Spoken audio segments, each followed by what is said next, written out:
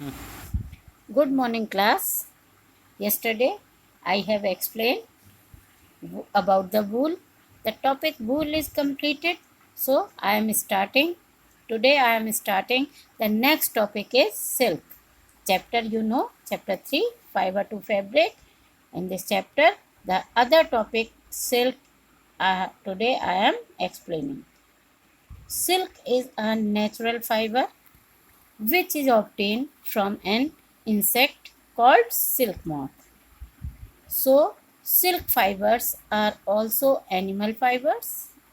Silkworms spin the silk fibers. The silk fibers is made up of a protein. It is made up of a protein. Silk is the strongest natural fiber. Okay, I am explaining these lines again. Silk is a natural fiber which is obtained from an insect. Silk एक natural fibre है जो एक insect यानी silk moth से obtain होता है, बनता है. So silk fibres are also animal fibres. Silk fibre को हम एनिमल फाइबर्स भी कहते हैं. Silk worms spin the silk fibres. Silk worm silk fibre spin करते हैं.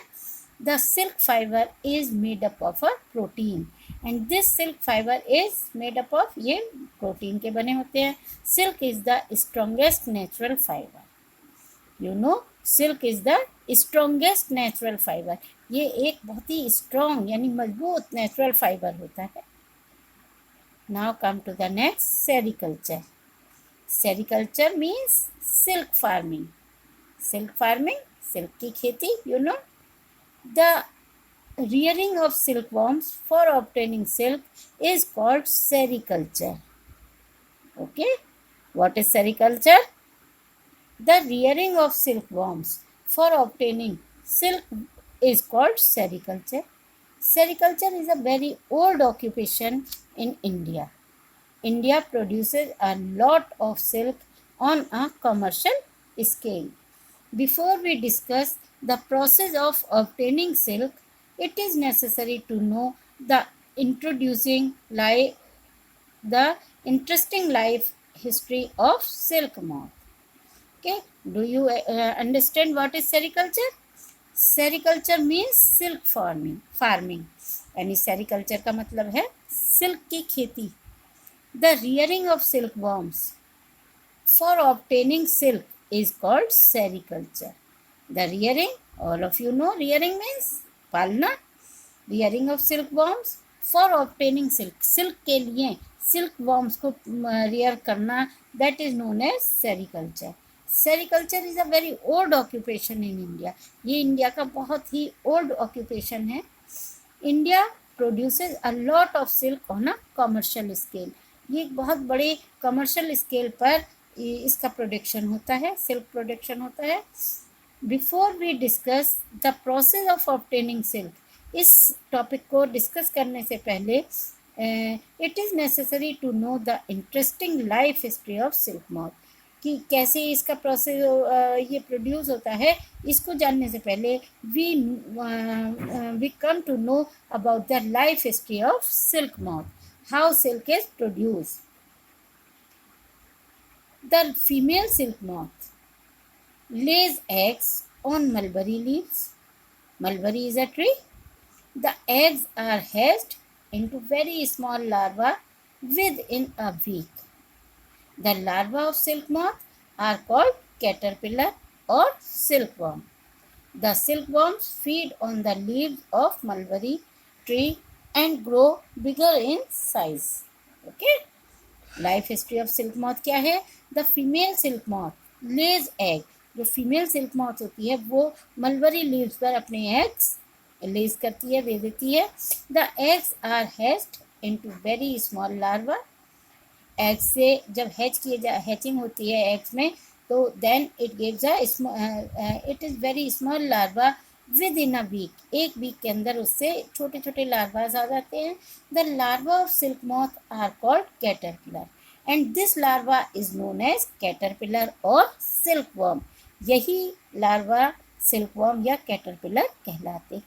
The silkworms feed on the leaves of mulberry. This caterpillar or silkworm eats the leaves of mulberry tree and grow bigger in size. ये उसकी leaves खा खा के थोड़े से size में बिग साइज हो जाते हैं, बड़े हो जाते हैं. Okay, all of you clear life history of silk moth. Now come to next, development of cocoon. कि कोकून का डेवलपमेंट कैसे होता है. When the silkworm or caterpillar is ready to enter the next stage of its development called pupa. It first weaves a net to hold itself, then it swings its head from side to side. During these movements of head, the silkworm secretes fibers made of protein, which harden on exposure to air and become silk fiber or silk thread. Soon, the silkworm covers itself by silk fiber and turns into pupa. This covering is known as cocoon.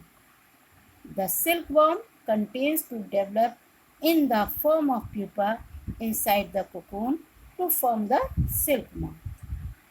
I am explaining again. When the silkworm और caterpillar is ready to enter the next stage. अब जब ये अपनी life history चल रही है अभी इसकी, जब ये अपनी नेक्स्ट स्टेज में जाने के लिए तैयार होता है, it development called pupa. This development is called pupa. It first weave a net to hold itself. Firstly ये सबसे पहले अपने चारों तरफ एक नेट बिन लेता है. Then it swings its head from side to side. और उसके बाद ये अपने हेड को साइड टू साइड मूव करता है. During these movement of head, the silkworm secretes fibers made of protein. इस मूवमेंट के through the silkworm secretes fiber made of protein. ये एक फाइबर secrete करता है. This fiber is made up of protein which harden on exposure to air. और जैसे ही ये air के कांटेक्ट में आता है ये प्रोटीन, इट इज हार्डन, ये सख्त हो जाता है, हार्डन नेचर का हो जाता है, एंड बिकम सिल्क फाइबर और सिल्क थ्रेड. और ये सिल्क थ्रेड या सिल्क फाइबर बन जाता है. Soon the silkworm covers itself by silk fibre. जल्दी ही सिल्कवर्म अपने आप को सिल्क फाइबर से कवर कर लेता है एंड टर्न इनटू प्यूपा. और अब ये प्यूपा में चेंज हो जाता है. This covering is known as cocoon. और ये covering, when it covers with a silk fiber, this covering is known as cocoon. The silkworm continues to develop in the form of pupa. The silkworm continues to develop in the form of pupa inside the cocoon. और वो cocoon के अंदर ही अंदर अपने आप को pupa वो rap करता रहता है to form the silk moth. Silk moth बनने के लिए इस कंडीशन में अपने आप को डेवलप करता रहता है. Okay, all of you clear. Next I have explain tomorrow. Okay, thank you students.